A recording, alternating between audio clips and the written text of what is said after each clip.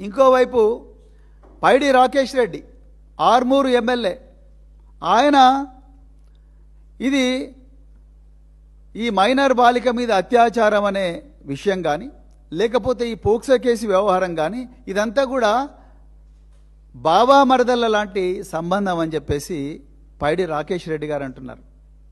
ఇది మీ సంస్కృతి, ఇది మీరు నేర్చుకున్న సంస్కృతి, మీకుండే అలవాట్లు, మీకుండే సభ్యత, మీకుండే సంస్కారం, మహిళలు చిన్నారి పిల్లల పట్ల మీకుండే గౌరవం, మీ చులకన భావం మీరు మాట్లాడే మాటల్లోనే తెలుస్తున్నది.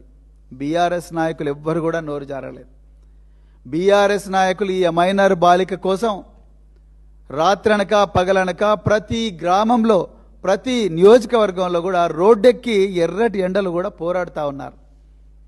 ఒక్కరోజైనా మీ బీజేపీ మహిళా నాయకురాలు మాట్లాడినరా?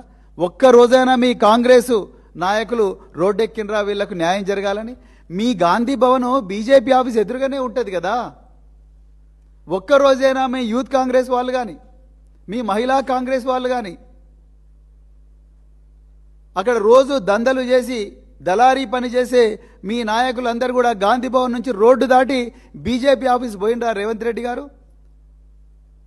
మీకు మా గురించి మాట్లాడే అర్హత ఒక్క నిమిషం కూడా లేదని ఈ సందర్భంగా నేను చెప్తా ఉన్నా.